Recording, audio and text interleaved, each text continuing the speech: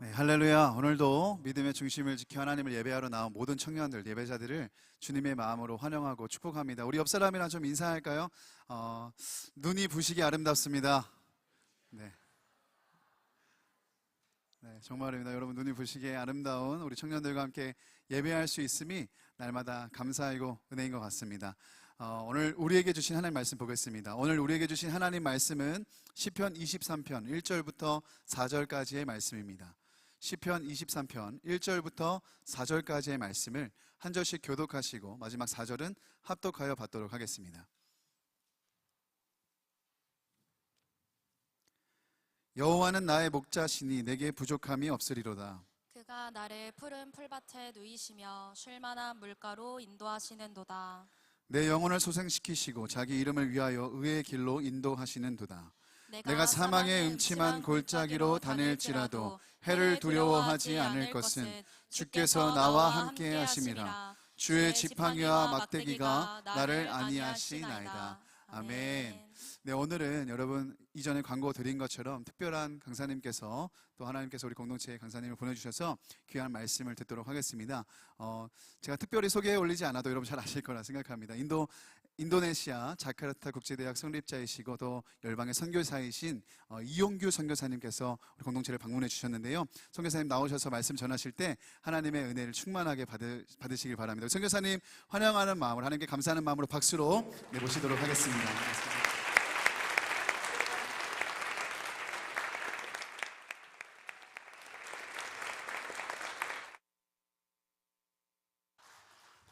네, 반갑습니다. 네. 제가 그 수술 후라 목소리가 많이 안 나올 수 있어요. 이 톤으로 끝까지 갈게요. 안 들리시는 분들은 알아서 앞자리로 나오셔도 돼요. 성가대석도 비어 있고요. 자, 근데 마이크 시설이 되게 좋네요. 잠깐 제가 기도하고 시작하겠습니다. 하나님, 오늘 이 시간 주님께서 예비하신 것들이 풀어지게 하시고 우리 안에 해결되지 않았던 궁금한 것들이 주님 안에서 답을 없는 시간 되게 해주시길 원합니다. 말씀 가운데 위로와 회복과 또 주님이 주시는 특별한 채우심을 경험하는 시간 되게 하여 주옵소서. 우리 주 예수 그리스도 이름으로 기도합니다. 아멘. 자, 여러분들 오늘 읽은 본문 너무 많이 들어봤죠? 다 아시죠? 외우시기도 하셨을 것 같아요. 그런데 제가 한번 여쭤볼게요. 여러분 부족한 거 없으세요? 그냥 웃지요. 부족한 거는 많으시죠? 내 안에 결핍감이 있으신 분들이 굉장히 많을 거예요. 이유가 뭘까요? 다윗은 부족함이 없으리로다라고 고백하는데 지금도 없고 앞으로도 없을 거다라는 고백이잖아요, 신앙 고백. 근데 우리는 지금도 부족하고 앞으로도 부족할 것 같은 생각을 합니다. 이유가 뭘까요? 하나님께서 다윗을 특별히 사랑하셔서 더 많은 공급을 해주셔서 그럴까요? 다윗의 삶을 보면요, 목동으로 양치기로 그 다음에 사울왕의 눈밖에 나서 광야에서 쫓기는 시간을 10수년을 했어요. 그것도 모자라서 왕이 돼서는 편할 것 같지만 주기적인 반란이 있었고 전쟁이 있었어요. 여러분, 고대에서는요, 전쟁에서 한 번만 지면 엄청난 위기입니다. 자신이 쌓아놓은 모든 걸 잃어버릴 수 있는 그러한 순간들을 계속 주기적으로 지나야 됐어요. 그런데 어떻게 부족한 게 없다는 고백을 할 수 있을까요? 진심일까? 궁금하실 거예요. 우리가 말씀을 읽다 보면요, 좀 안 믿어지는 구절들을 만날 때가 있습니다. 그것과 여러분이 좀 씨름하는 시간이 필요해요. 뭐가 문제지? 하고. 실은 제가 오늘 여러분한테 준 본문을 이걸 준지 모르고 여리고성 이야기를 줬다고 생각을 했어요. 근데 실은 여리고성 그러면 기적의 이야기잖아요. 근데 여러분, 그 기적이 실제 했을까? 안 믿는 사람들이 더 많잖아요. 그죠? 근데 그 기적을 삶으로 살아가면서 고백하는 인생이 있는데, 왜 내 삶에서는 항상 나는 불가능에 둘러싸여서 할 수 있는 게 없다는 생각을 하면서 살아갈까? 네, 고민이 있어요, 우리 안에. 그죠? 자, 근데요, 부족함이 없는 인생으로 우리가 제일 성경에서 떠오르는 사람이 누군 것 같으세요? 솔로몬이요. 솔로몬도 말년에는 정말 결핍이 있었어요. 그 사람이 막 그런 화려한 삶을 살았던 그 배후에는요, 제가 볼 때는 결핍감이 굉장히 컸던 사람인 것 같아요. 그게 하나님 안에서 해결되지 않으면요, 뭘 갖다 쌓아도 여전히 결핍감이 있어요. 물리적으로 보면 나보단 좀 더 가진 것 같지만, 여러분 잘 생각해 보세요. 여러분이 누리는 것이 솔로몬이 누렸던 것보다 더 많은 거 아세요? 자, 솔로몬보다 더 이전에 결핍이 없었을 것 같은 사람. 네, 맞아요. 아담과 하와, 에덴 동산에서 살았던 그 사람들 보면 부족한 게 없었을 것 같아요. 그렇죠?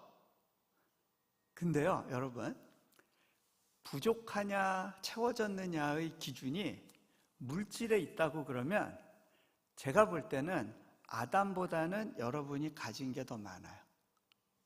한번 생각해 보세요. 아담한테 차키가 있었나요? 제가 차키를 목사님한테 맡겼네. 아담한테 이런 핸드폰 있었나요? 아담한테 이런 옷 있었나요? 집 열쇠 있었나요? 뭐 요즘은 나도 집 열쇠 없어요, 다 터치패드예요, 뭐 이러신 분도 있겠지만 아파트도 없고요. 아담보다는 여러분 방에 갖고 있는 물건이 훨씬 많아요. 또 항변을 하실 거예요. 근데요, 그래도 아담은요, 과일 실컷 먹고 먹을 거 걱정 안 했잖아요. 자, 근데 한번 생각해 보세요. 아담이 먹었을 과일과 여러분이 마트에서 사다 드시는 과일 중에 어떤 게 더 당도가 높을까요? 여러분, 야생 키위는 떫어서 못 먹어요. 그게 수십 년간 품종 개량이 됐기 때문에 여러분 식탁에서 당도 높은 과일로 인기가 있는 거예요. 여러분이 드시는 과일은 정글에서 나오는 과일하고는 차원이 달라요. 네, 정글에서 나오는 과일, 저는 좀 맛을 봤는데 먹기 힘들어요. 네, 아담이 누렸을 것보다 여러분이 누리고 있는 게 훨씬 많아요. 그런데 왜 아담은 부족함이 없는 것 같고 여러분은 왜 그렇게 많은 결핍 속에 휩싸여 있다고 느낄까요? 그 이유가 중요한 게 한 가지 있어요. 그건 뭐냐? 아담이 에덴 동산에서 살 때는요, 내 필요는 하나님이 채우신다는 믿음이 있었어요. 여러분이 힘든 이유는 하나님이 채우실 수도 있지만 안 채워주실지도 몰라라고 하는 불안감이 있는 거예요. 도와주실 수도 있지만 안 도와주실 수도 있어. 결국 그 차이예요. 자, 아담이 하나님이 모든 걸 공급해 주실 수 있어 라는 믿음으로 살아갈 때는 부족한 게 없었는데요, 어느 날 사단한테 이제 도전을 받습니다. 사단이 그 창세기에서 한 얘기를 좀 현대식으로 풀어보면 이렇습니다. 너 필요한 거 없다고? 아니야, 너 여전히 결핍 가운데 있어. 네가 모든 걸 다 할 수 없어. 하다못해 저 동산 위에 선과 악을 알게 하는 나무 열매 너 못 먹잖아. 네가 못하는 게 있고 허락받지 못한 게 있는 거야. 네가 이러한 결핍에서 벗어나려면 너 스스로 너의 필요를 채우는 삶을 살아야 돼. 그렇게 속삭입니다. 여러분, 사단이 수천 년 전에, 수만 년 전일지도 모르지만 속삭였던 그 이야기는 오늘날 미디어에서 여러분에게 외치는 목소리와 똑같아요. 여러분, 헐리우드 영화를 보세요. 헐리우드 영화의 핵심 주제는 뭔지 아세요? 너는 가치 있는 존재야. 그런데 아직 너의 그 가능성이 발현되지 못했어. 네가 열심히 노력하고 애써서 그 가능성을 극대화해봐. 너는 대단한 존재가 될 거야. 그것이 헐리우드 영화에서 외치는 소리고요. 학교에서 여러분들이 귀에 못 박히도록 들었던 이야기고요. 여러분이 미디어를 통해서 계속해서 소비하는 메시지예요. 노력해서 너의 인생을 바꿔봐 라는 거예요. 자, 사단이 그렇게 속삭였을 때 아담이 굉장히 솔깃했어요. 그래, 내 인생의 주체는 나야. 내가 내 필요를 채운다. 결국 뭐냐면 좋은 것과 나쁜 것을 구분하는 기준점이 누가 되는 거예요? 내가 되는 거예요. 예전에는 하나님의 눈으로 좋은 것과 나쁜 것을 봤는데, 아니, 나는 내 기준을 가질 거야. 그게 선악과 정신이에요. 그래서 선악과를 먹었어요. 그랬더니 자기 기준으로 자기를 보니까 자기는 벌거벗었어요. 부끄러운 존재예요. 아무런 능력 없는 무기력한 그런 존재였어요. 내 눈으로 아내를 보니까 아내도 부끄러운 존재예요. 서로가 부끄러움 때문에 숨어요. 그 부끄러움을 가리기 위해서 제일 먼저 하는 게 뭐냐면 무화과 나무 잎으로 자기를 가리는 거예요. 여러분, 무화과 나무 잎으로 자기를 가려봐야 얼마나 갈까요? 나뭇잎은 말라요. 근데 그게요, 우리 인생이에요. 여러분 잘 보세요. 여러분이 이런 생각을 할 수 있습니다. 아, 내가 연애를 못하는 이유는 내가 차가 없어서 그래. 아니면 내가 몰고 다니는 차가 너무 후져서 그래. 야타 할 수 있으려면 이 정도 차가 필요한데. 차가 여러분의 무화과 나무 잎인 거예요. 그 차가 있으면 내가 괜찮아지고 대단한 사람이 될 수 있을 거라는 기대를 해요. 이것 때문에 그게 안 된 거야. 그래서 그 차를 준비하게 된 그날 너무 기쁜데요. 근데 그 기쁜 게 6개월 이상 가지 않아요. 여러분, 내가 결혼을 못해서 이 결핍감을 갖고 있어 라고 생각하는 분들이 있을 것 같아요. 근데요, 여러분이 갖고 싶어서 애쓰던 그것을 얻고 난 이후부터는 그게 짐이 돼요.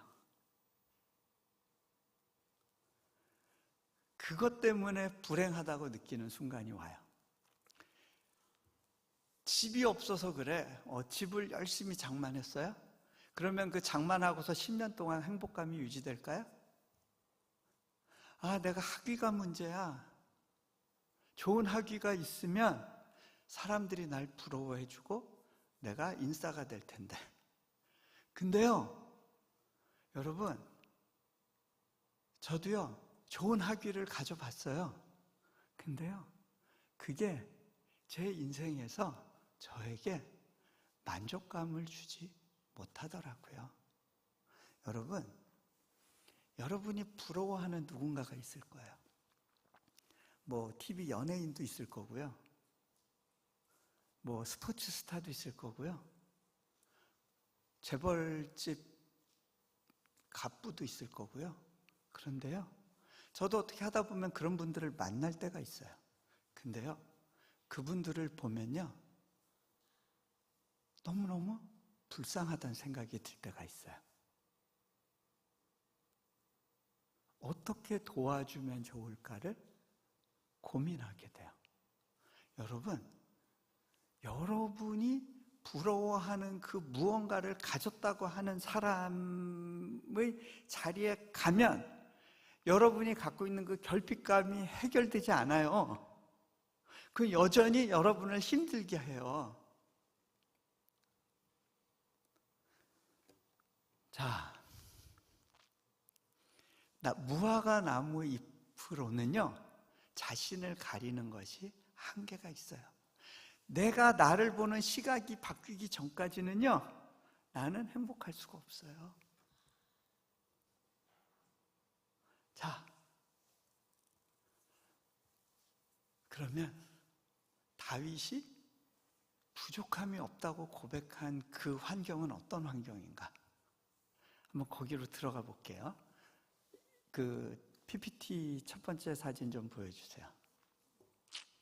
저게 바로 다윗이 양을 쳤던, 그리고 사울 왕을 피해서 숨어 지냈던 유대 광야예요. 여러분, 푸른 초장 이미지가 쫙 깨지지 않으세요? 저 공간은요, 다윗만 생활했던 것이 아니라 하나님께서 특별히 믿음의 조상 아브라함을 불러내셨잖아요. 아브라함이 살았던 헤브론 지역도요, 굉장히 메마르고 척박한 곳이에요. 산지고 돌투성이에요. 농업 생산량이 별로 없었던 곳이고요, 거기서 물이 없어서 우물 파고 살았어요. 근데요, 거기서 부엘셰바로 또 내려왔는데요, 부엘셰바는 저기 저 광야보다도 더 사막이에요. 놀랍게도 하나님께서 복을 약속하고 축복해 준 그 사람들의 삶의 환경이 저런 메마른 척박한 환경이었다는 거예요.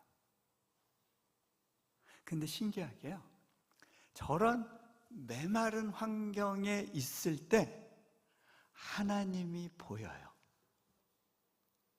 한 가지 예를 들면요, 저희 처가 쪽으로 장인 장모님은 신앙생활을 안 하셨던 분이에요. 아내도 교회 다니면서 핍박을 받았었어요.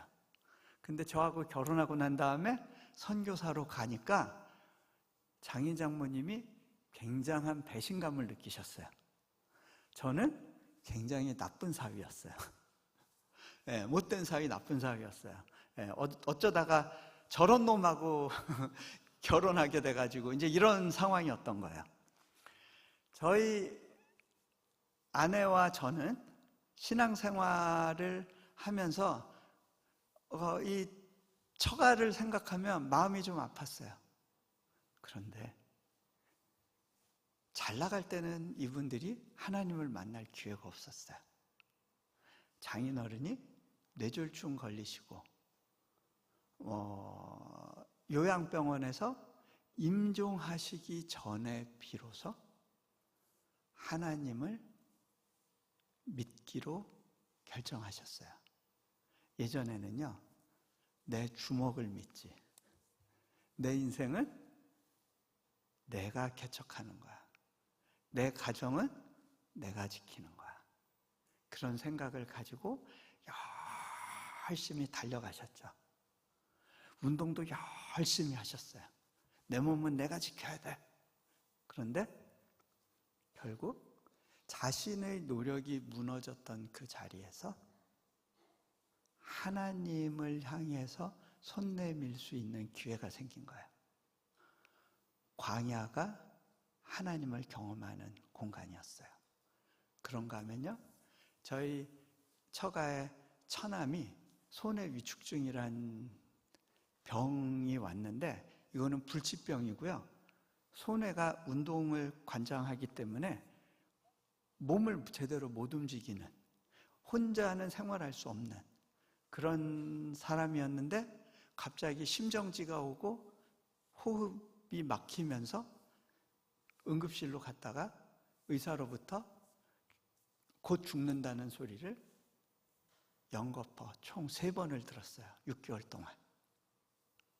그런데 다 죽는다고 생각했는데 다시 살아나고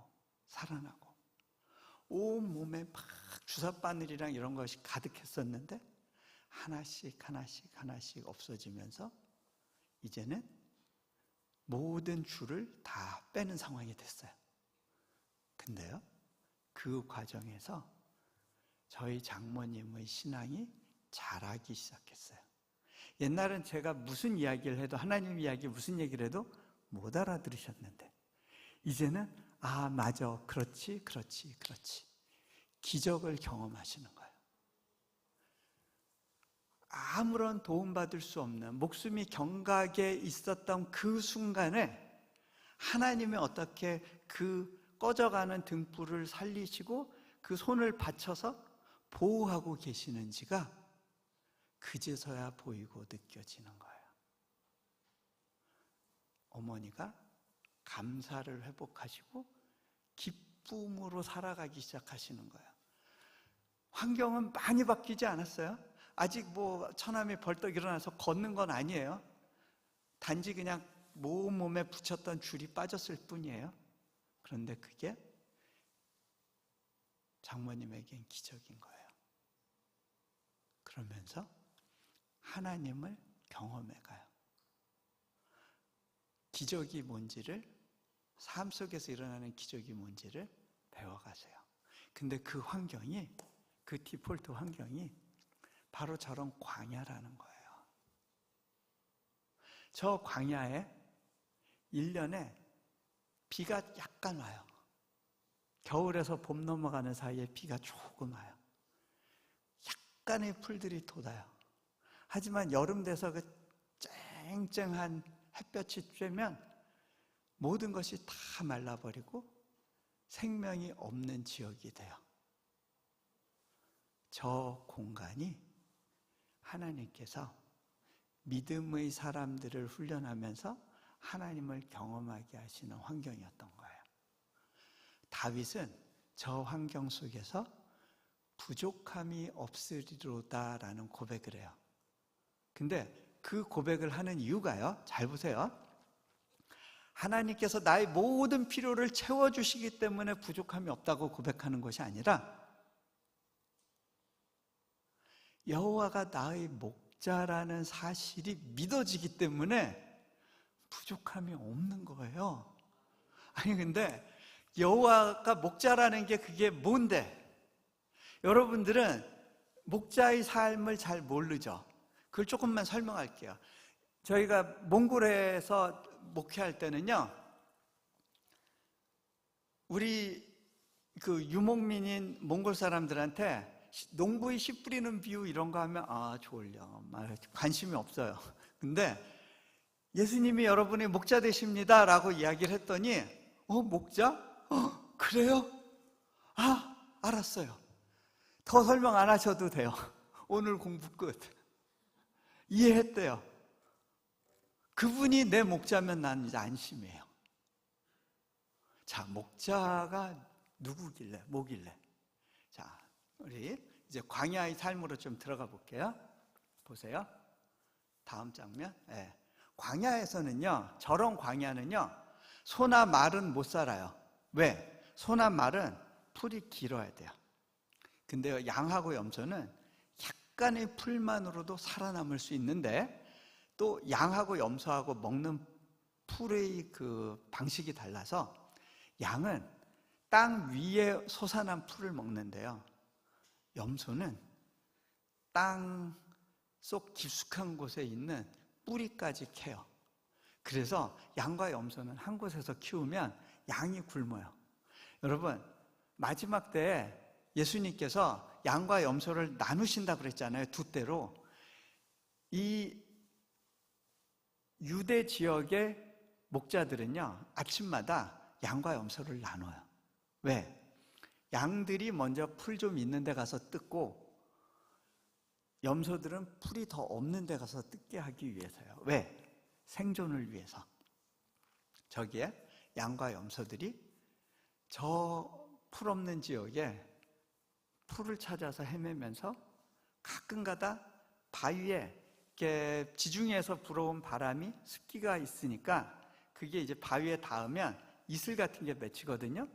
거기서 그게 떨어져서 풀이 조금씩 올라오면 그 풀 찾아서 뜯어먹고 하는 거예요.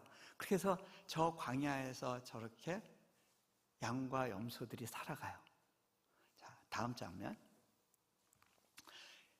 양은요, 평생 땅만 보고 살아요. 풀만 보고 사는 인생이에요. 하늘을 볼 줄 몰라요. 죽을 때 목이 칼에 들어올 때 처음으로 하늘을 봐요. 네, 땅만 보는 인생인데요, 저 양들을 위에서 내려다보는 존재가 있어요. 목자예요. 목자는 양들을 살펴요.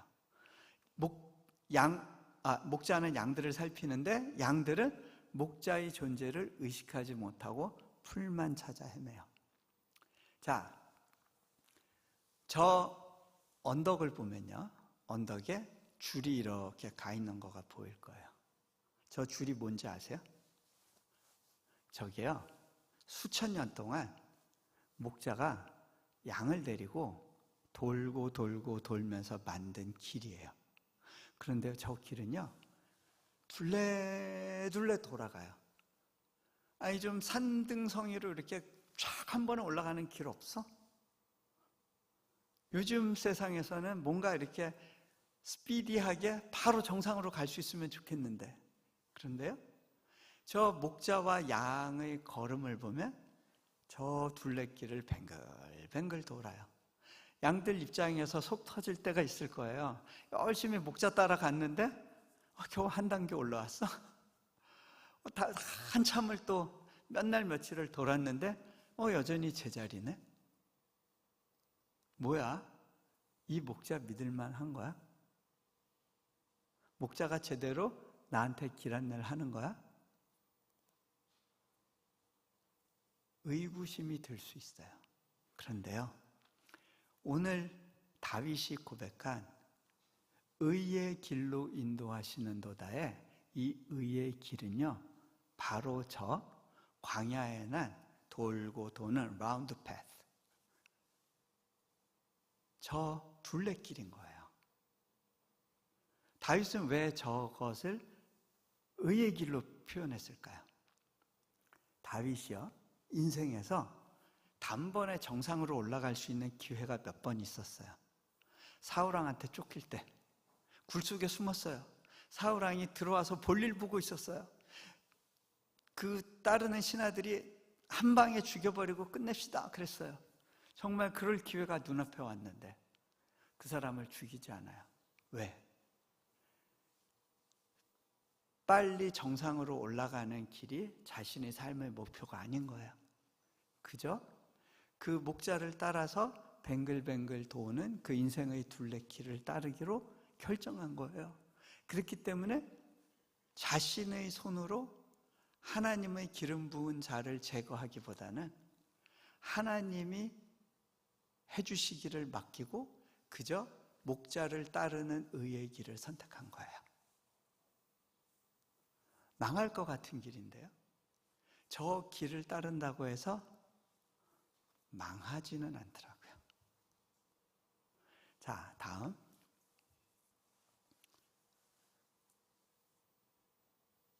쉴만한 물가로 인도하시는도다. 여러분, 광야에는요, 안타깝게도 쉴만한 물가가 흔치 않아요. 시냇물 이런 거 없어요. 네, 스트림 이런 거 없어요, 거의. 네. 저런 유대 광야에서는요, 비가 오기는 오는데 비가 오면 갑자기 홍수가 나요. 왜? 땅에 물을 가둘 수 있는 나무나 풀이 없으니까 물이 순식간에 계곡을 향해 쏟아져 내려와요. 그래서 계곡 같은 데 트럭 같은 걸 세워놓으면 트럭이 그냥 다 휩쓸려 내려갈 정도로 강력한 급류가 형성이 돼요. 만약에 계곡에 동물들이 있으면 다 떠내려가는 거예요. 사망의 음침한 골짜기는 그런 급류가 흐르는 계곡을 연상하시면 돼요. 거기 있으면 다 죽어요. 근데요, 목자가 데리고 가는 물가는 저런 우물가예요. 근데 여러분, 양은 자기 스스로 물을 찾을 능력이 없어요. 우물물의 근원에 갔어도 양과 염소가 우물을 팔 수 있는 능력도 없어요. 더 나아가서 저 광야에서 목자가 직접 우물물을 길러서 양들한테 떠먹여주기 전까지는 양과 염소는 물을 마실 수가 없어요. 그 뜨거운 땡볕에 정말 영원히 소생하려면 저런 물가로 데려다주는 목자가 필요한 거예요. 목자와 동행하지 않으면 생존할 수 없다는 사실이 너무나 분명하게 느껴지는 현장이 저런 광야예요. 자, 다음 넘어갈까요? 그렇기 때문에 양들은 목자를 따라야 살아요. 목자는 아침마다 양들에게 풀 있는 곳으로 인도해 주기 위해서 양을 데리고 길을 떠나요.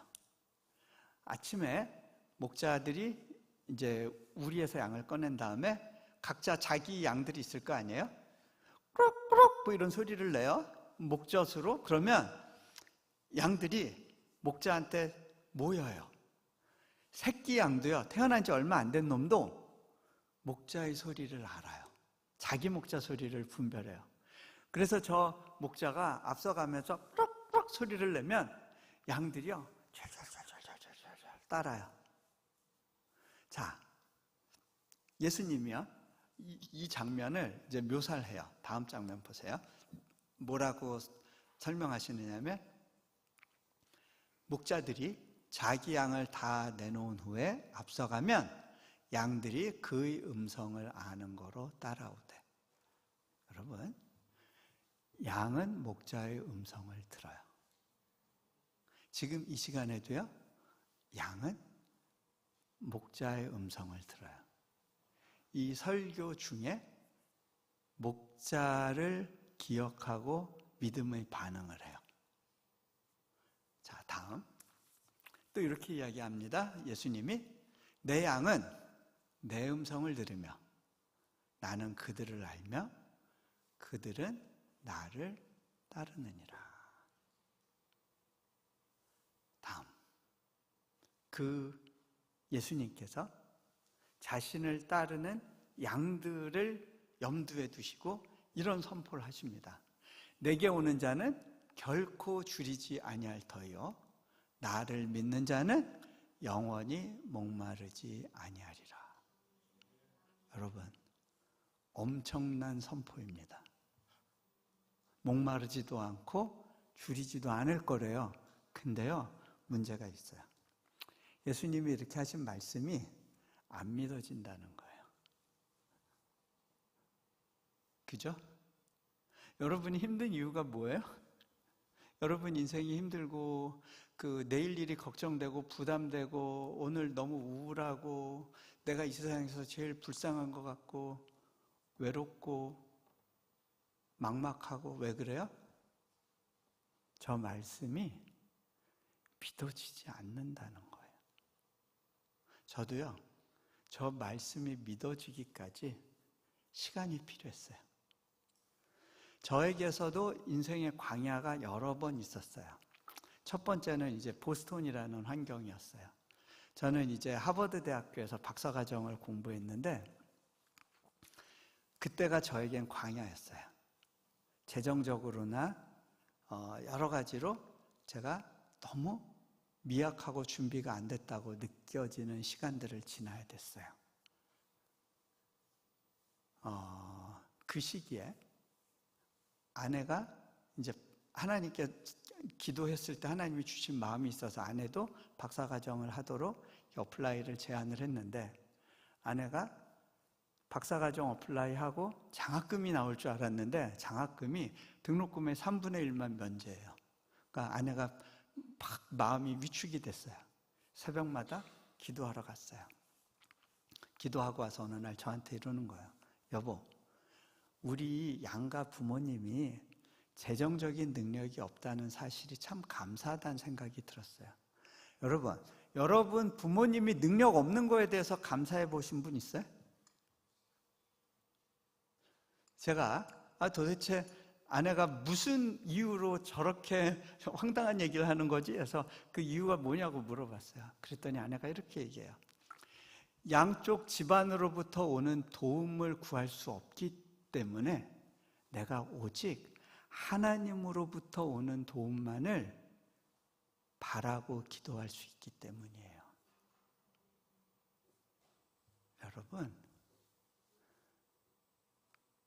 믿음이 들어가면 내게 지금 그 어떤 소득이 없는 거에 대해서 다른 반응이 나오는 거예요.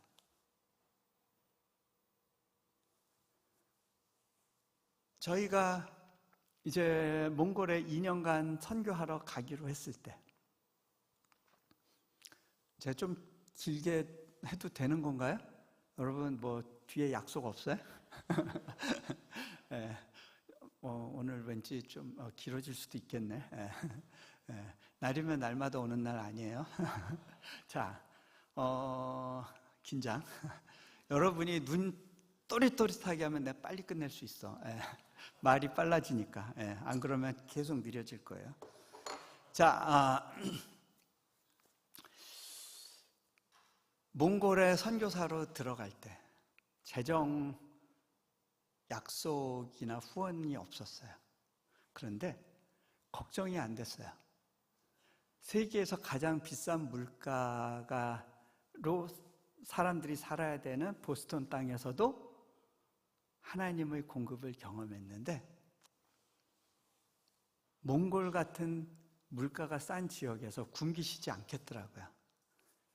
그리고 들어갔어요. 그런데 원래는 1년만 약정하고 들어갔는데, 이제 한국에서 어느 대학에서 좀 어플라이 해볼래? 뭐 이런 이야기가 있을 때였어요. 그때 하나님, 제가 어디로 가면 좋습니까? 이제 1년 약속 끝나면 이제 다음 제가 하나님을 섬길 곳을 찾아야 됩니다 하고 있었는데, 하나님께서 제 마음 가운데 아주 놀라운 부담을 주셨어요. 너 여기 좀 더 있어주지 않을래? 근데 그 초청이 너무 달콤했어요. 더 있어달라고요? 그러죠 뭐. 근데요, 그곳에 더 있는다는 건 뭘 의미했냐면, 앞으로 월급이란 거 없이 사는 인생을 살아야 된다는 거였어요. 매달 들어올 소득을 정하지 않고 살아야 되고, 내가 노력하고 애쓴 것에 대해서 내가 그 보상을 누리지 않는 삶으로 들어가는 거였어요.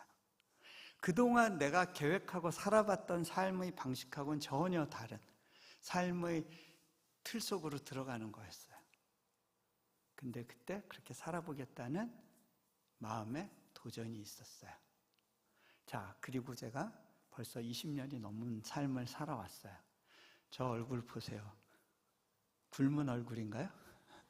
좀 초췌해 보이죠? 이게 수술 때문에 그런 거지 네, 굶어서 그런 건 아니에요. 못 먹어서 그런 건 아니에요.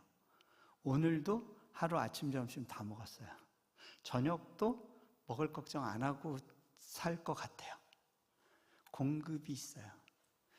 광야로 들어갔더니 하나님의 공급이 무엇인지 보이기 시작했어요.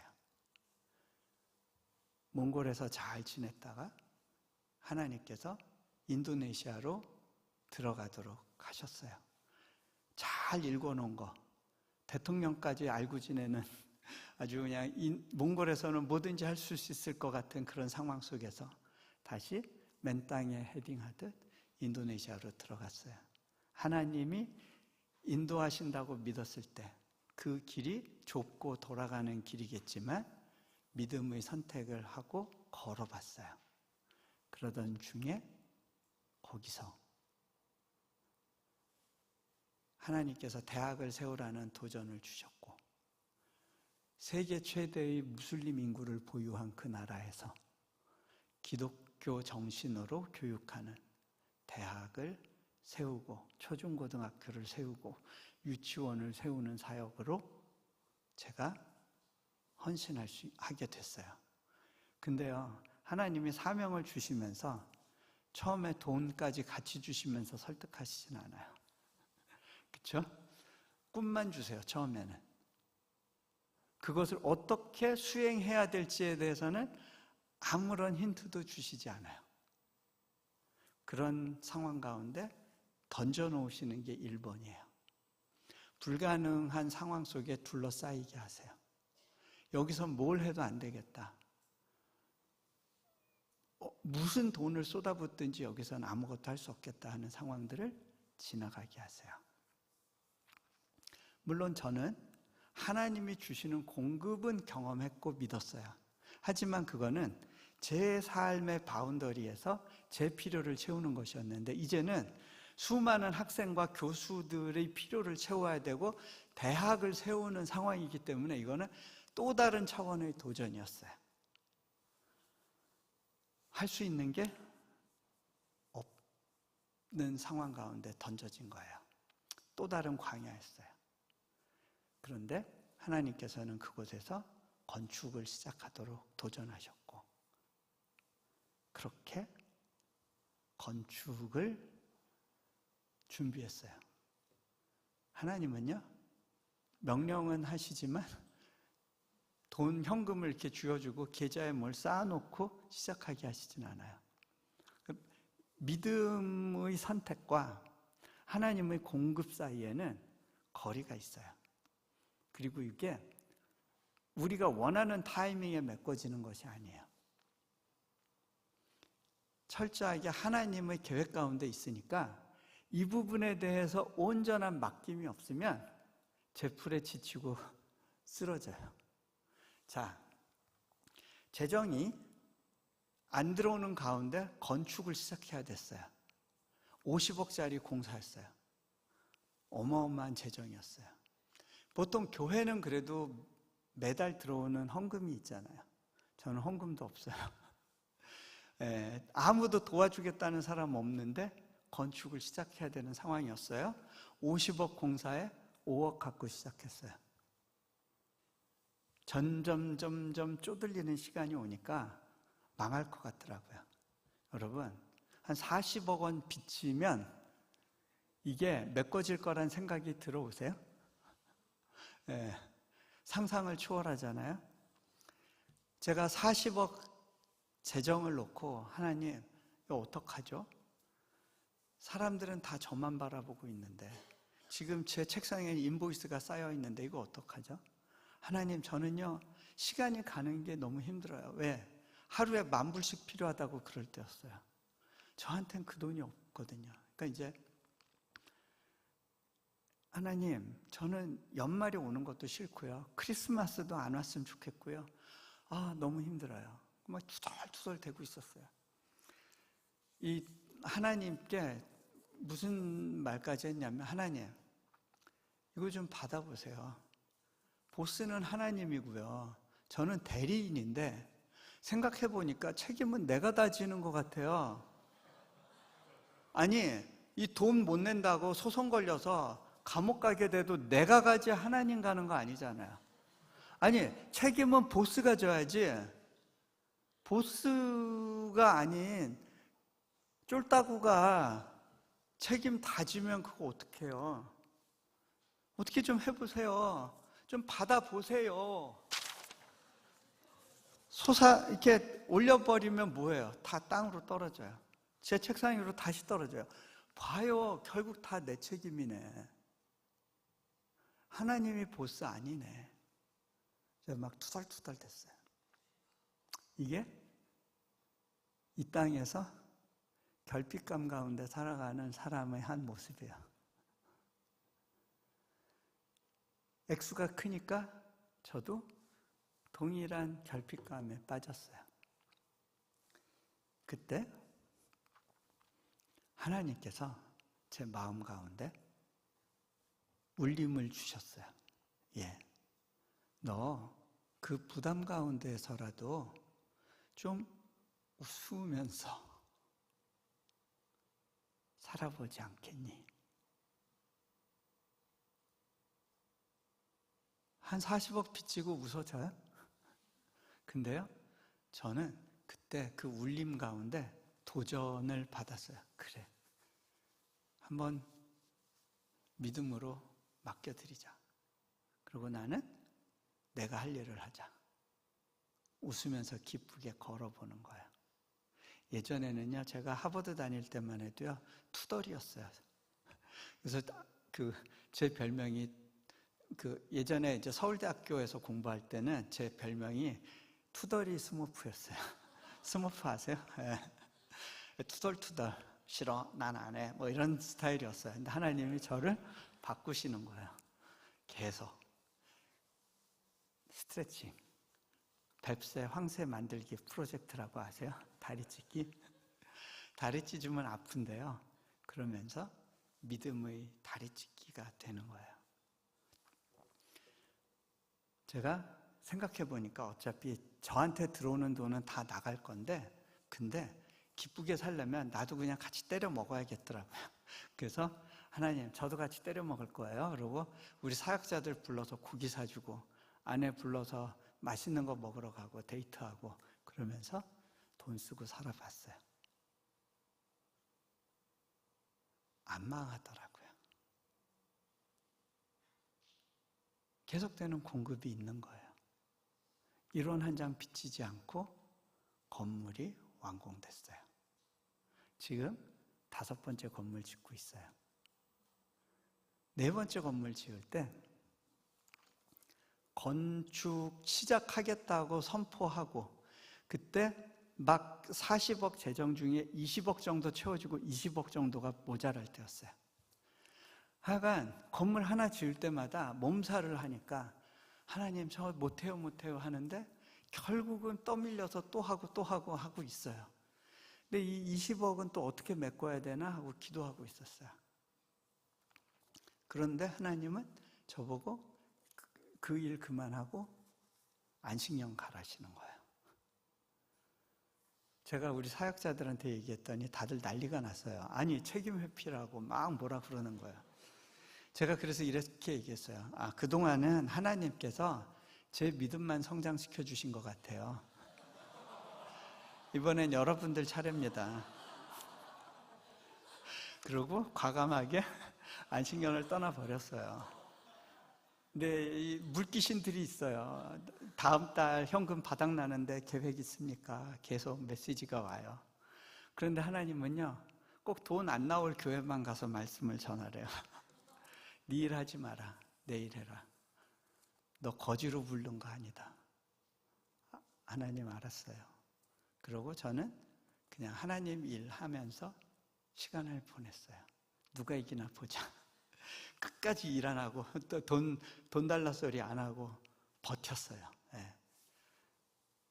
그러던 중에 미국의 어느 지역에서 큰 교회 목사님들이 아침 식사하는 자리에 제가 초청받아서 같이 식사를 하는데, 한 목사님이 저한테 따로 좀 불러서 기도를 해달라는 거예요.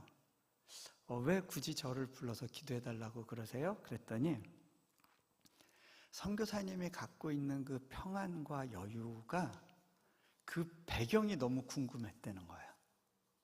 이분이 볼 때 그 모인 사람 중에 제가 제일 해피하고 평안해 보인 거예요.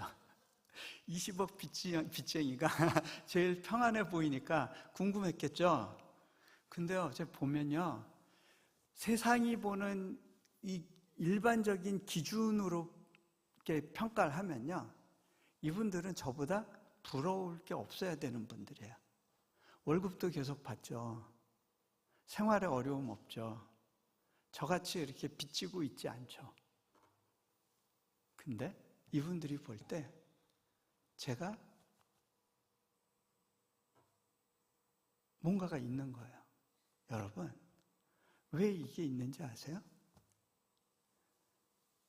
조금 전에 예수님이 하신 말씀, 내게 오는 자는 줄이지 않을 것이고 목마르지 아니할 거라는 그 말씀이 그냥 단순하게 믿어진 것뿐이에요.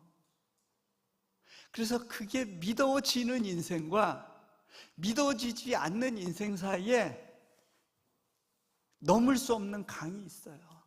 근데요, 그래, 알았어, 나 믿을 거야, 결단했어. 결단한다고 되나요?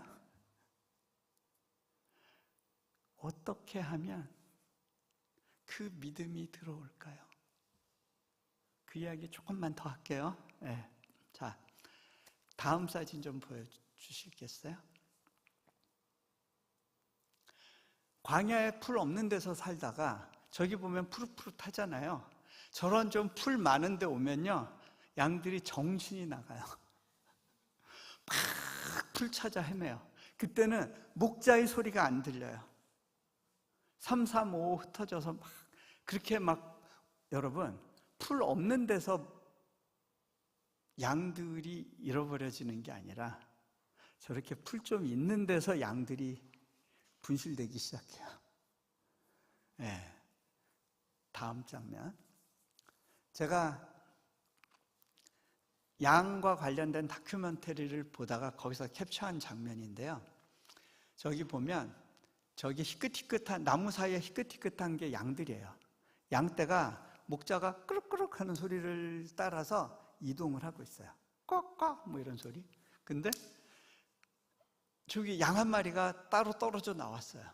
쟤는 풀밭에서 아 행복해 하면서 막 풀 뜯다가 우아하게 풀 뜯다가 보니까 주변의 느낌이 이상해요. 싸한 느낌이 드니까 얘가 고개를 딱 들어요. 그러고서 본능적으로 양떼가 지나가는 지역, 목자의 소리가 들리는 쪽으로 고개를 딱 돌리더라고요. 그 다음에는요, 아래쪽, 아니요, 그 사진 아니에요. 잠깐만. 네, 아래쪽 풀밭을 바라봐요. 그러더니 얘가 냅다 뛰는데 어디로 뛰었겠어요? 아래쪽 풀이 무성한 지역으로 팍 뛰는 거예요. 풀이 너무 좋았어요. 근데 문제는요, 얘는 풀밭에 산다고 생존하는 게 아니에요. 풀 때문에 사는 게 아니에요. 여러분, 그 착각하면 안 돼요. 목자 때문에 사는 거예요. 저기는 왜 풀이 많은데도 목자가 빨리 지나갈까요? 늑대가 출몰하는 지역이니까. 여기서 밤을 샐 수가 없으니까. 근데 양한테는 풀밖에 안 보였어요. 저렇게 떨어져 나간 양은요, 스스로 생존할 수 있는 능력이 없어요. 풀이 있다고 사는 게 아니에요. 얘가 살 수 있는 방법은 뭐예요? 목자가 자기를 찾아와 줘야 돼요. 얘가 스스로 목자를 찾을 능력이 없어요. 여러분이 하나님을 찾을 능력이 없어요. 하나님이 여러분에게 찾아와 주셔야 돼요. 여러분이 이 공급에 대한 믿음을 스스로 노력해서 쟁취하는 게 아니고요, 이건 하나님으로부터 부어지는 선물이더라고요. 외딴 곳에 길이 막혀서 어떡하지 하고 머물러 있는 저 양은요, 최선이 뭐냐면 나 좀 찾아주세요 하고 우는 거밖에 없어요. 그런데요, 목자는 이 양을 찾으러 나와요. 결국은 찾더라고요. 왜? 찾을 때까지 포기하지 않으니까. 여러분, 목자가 양을 찾아요. 찾아서 야, 이놈의 새끼, 너 때문에 내가 얼마나 고생했는지 알아고 궁둥짝을 때려주는 게 맞을 것 같은데, 목자는요, 양을 보고 얼굴을 부벼요. 그리고 다리를 들어 올려서 발 다친 데가 없는지를 봐요. 아, 얘 걸을 수 있구나 싶으니까 땅에 내려놔요. 아무 말 안 하고 그냥 앞서서 걸어가요. 다음 장면 볼까요? 저 양은요, 지금부터는요, 풀을 보지 않아요. 목자의 발꿈치를 보고 걸어요. 저 양은 알게 됐어요. 아, 그렇구나. 내가 사는 길은 풀 따라가는 인생이 아니라 목자의 발 뒤꿈치 따라가는 인생이어야 되는 거구나. 자, 다음 장면 볼까요? 예수님께서요, 당신을 양의 문이라고 그러시더라고요. 제가 근데 그게 잘 이해가 안 됐어요. 유목지역을 많이 갈 일이 있었는데 저렇게 돌로 쌓아놓은 양 우리를 보면요, 저기에 문이 안 보였어요. 나무 문이라도 해놔야 될 것 같은데 문이 없고 저렇게 열린 공간이 있는 거예요. 그러면 양들이 들어갔다가 다시 나오죠. 늑대도 들어갈 수 있죠. 도대체 예수님이 당신을 양의 문이라고 했는데 나는 저런 우리에서 양 문을 못 봤는데 저 말씀의 의미가 뭘까? 다음 장면을 보고 이해할 수 있게 됐어요.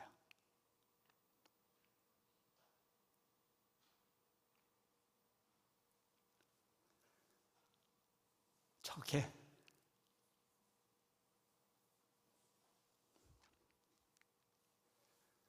목자 자신이 문이 된다는 의미예요.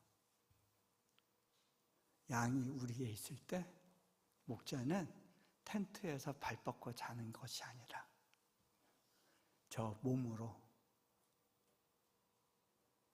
문을 막아서요. 어느 놈이든 내 양을 건드리려면 나부터 상대해라. 그 메시지인 거예요. 여러분, 저 장면이 믿어지면 살아요. 저 장면이 믿어지면 내가 40억 빚을 지고 그보다 더한 어려움과 공경에 있어도 안 망하더라고요. 다음 두 번째 PPT 좀 보여주시겠어요?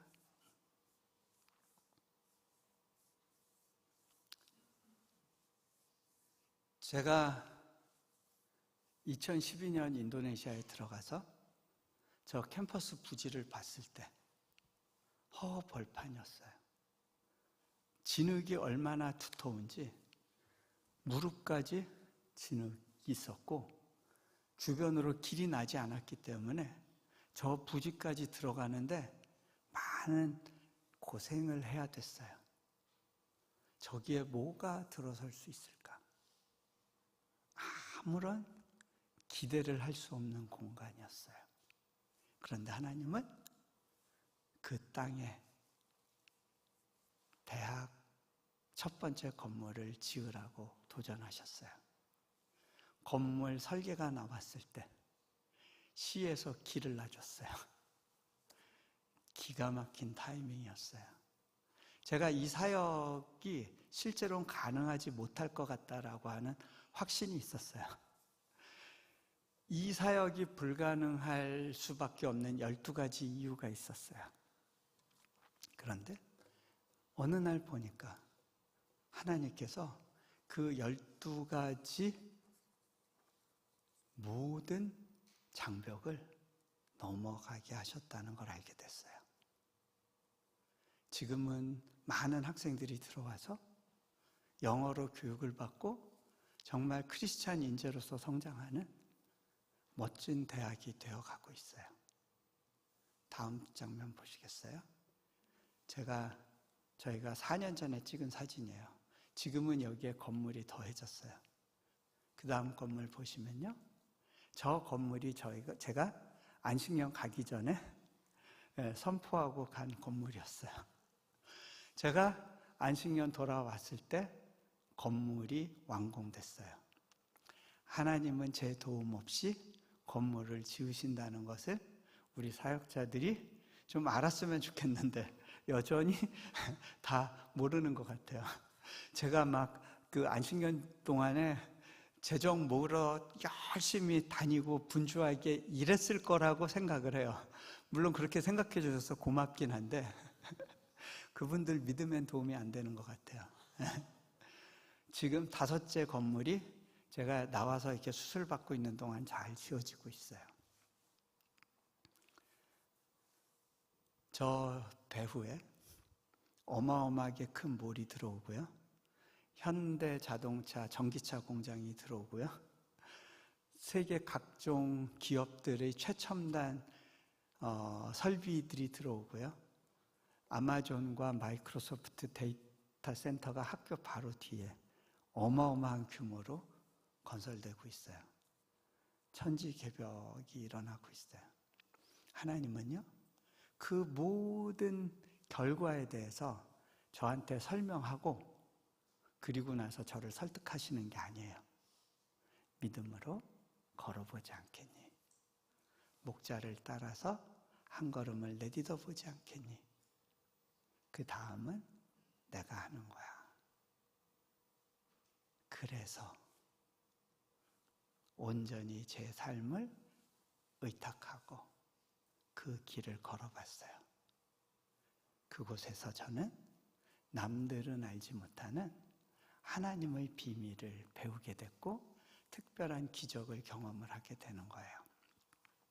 어떤 분이 저희 학교의 그 스토리와 건설되는 모습을 보면서 선교사님 이야기를 보니까 조지 밀러가 5만 번 기도하고 받았던 응답에 대한 이야기가 생각이 나요. 제가 그분한테 그런 이야기를 했어요. 조지 밀러는 저만큼 돈이 필요하진 않았던 것 같아요.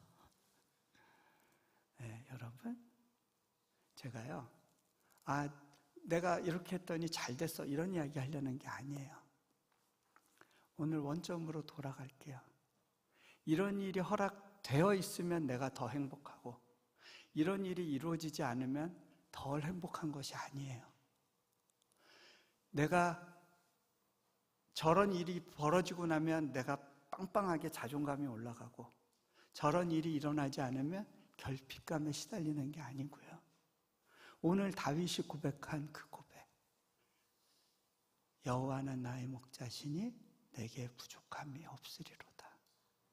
그 부족함이 없는 이유는 목자가 나한테 좋은 걸 막 가져다 주기 때문이 아니고요, 그저 그분이 내 목자라는 사실, 그거 하나면 되는 거예요.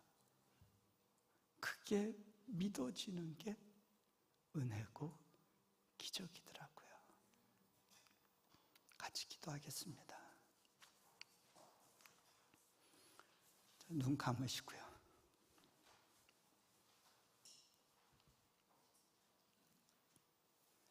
하나님께서 여러분의 삶 가운데 이런저런 부담을 얹어주십니다.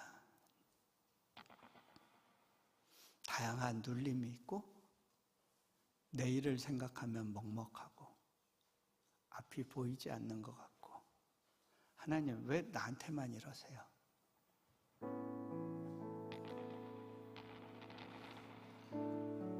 그런데요,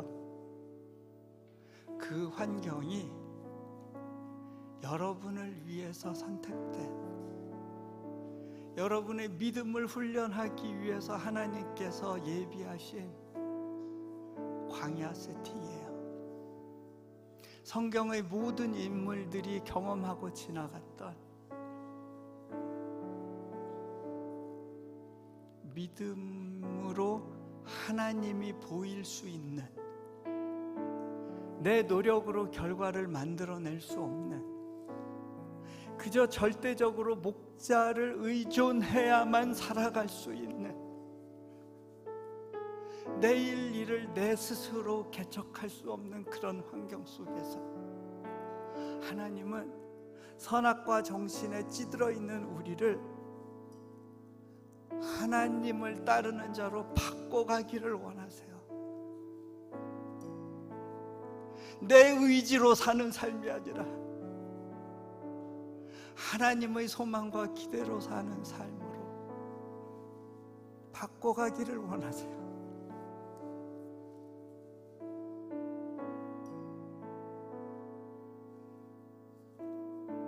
하나님께서 제게 들려주셨던 그 말씀, 그 부담 가운데서라도 웃으면서 가볼 수 없겠니? 그게 믿음이더라고요.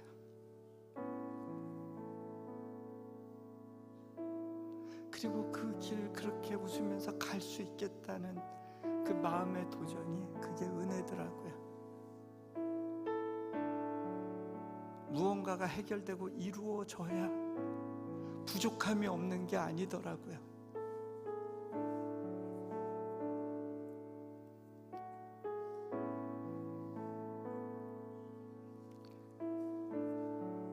초원에 홀로 떨어졌던 그 양, 두리번 하다 풀밭을 향해 냅다 달렸던 그 양의 모습이 혹시 오늘의 내 모습과 오버랩되지는 않으시나요? 내 의지로, 내 노력으로 내 초장을 개척할 거야.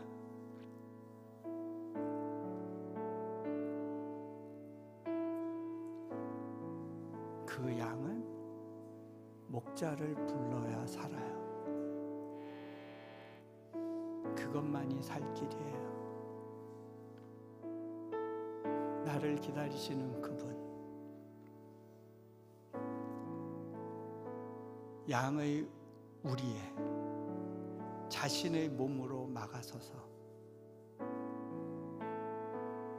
선한 목자는 양을 위하여 목숨을 버리거니와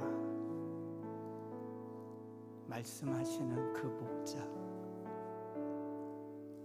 그 목자가 나를 보호하는 것이 믿어질 때 내 삶에 새로운 빛이 들어오고 소망이 생겨요. 내가 뭘 가지고 있냐, 가지고 있지 않냐는 건 중요하지 않아요. 내 목자가 누구냐가 중요하더라고요.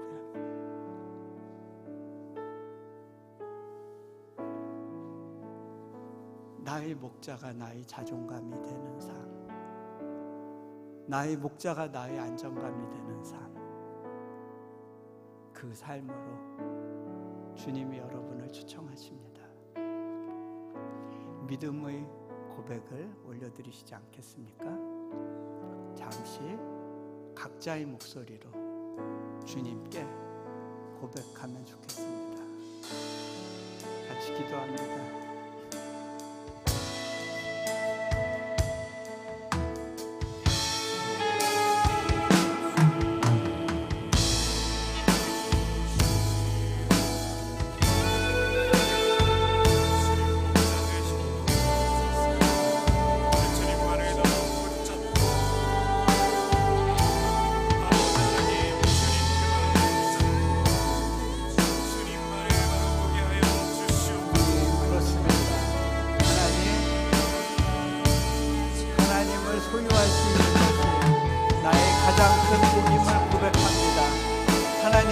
무언가를 나를 위해서 준비하고 이루어 주시기 때문에 내가 부족함이 없는 것이 아니라 그저 목자와 동행할 수 있으니 나의 안정이고 나의 평안이고 나의 기쁨임을 고백합니다.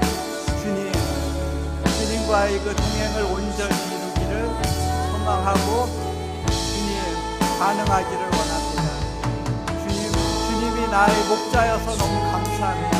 주님의 인도하신 가운데 내 삶을 온전히 맡겨드립니다. 내가 스스로 나의 필요를 채우는 하나님께서 나를 위하여서 예비하신 것들을 만나고 누리는 삶으로 내 삶의 방향을 바꿔주시고 주님을 향한 기대를 통해서 한 걸음 한 걸음 나아가기를 원합니다. 내게 오는 많은 부담과 해결되지 않는 문제에도 불구하고 내 삶에 안정감과 평안을 허락하실 것을 믿고 믿음의 반응을 하며 걸어가기를 원합니다. 주님 감사합니다. 주님 감사합니다. 제가 마무리 기도합니다. 하나님, 나의 목자가 되어주셔서 감사합니다. 주님과의 동행을 온전히 이루어가게 해주십시오. 주님의 음성을 들으며 주님의 발자취를 따르며 이 황량한 광야길 가운데에서도 주님이 예비하신 풀밭과 물가를 경험하며 주님 안에서 안식하고 노래하는 그러한 삶의 여정을 걸어가게 해주십시오. 내 은행 잔고와 내가 이룩한 무언가를 의지하는 삶이 아닌 하나님을 소유하는 삶을 살아가게 해주십시오. 그리하여 내 삶 가운데서도 목자와 함께 부족함이 없는 삶을 경험했다는 고백을 누군가에게 흘려보내는 인생 되게 해주십시오. 우리 주 예수 그리스도 이름으로 기도합니다. 아멘.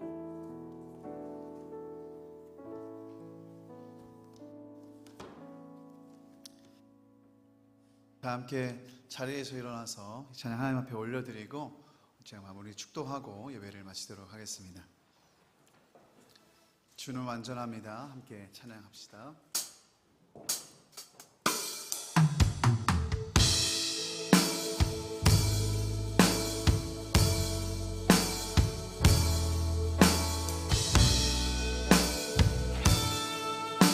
주여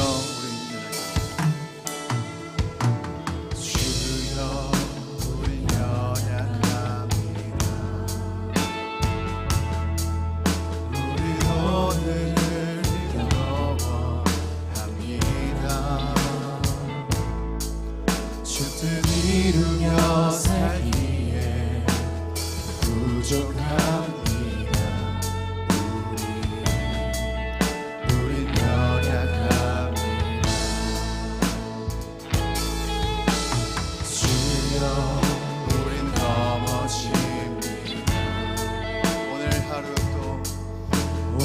하루 또 실수합니다. 주의 은혜를 구하는 죄인입니다. 우리 주나 바라봅니다. 한없는 주님의 은혜, 한없는 주님의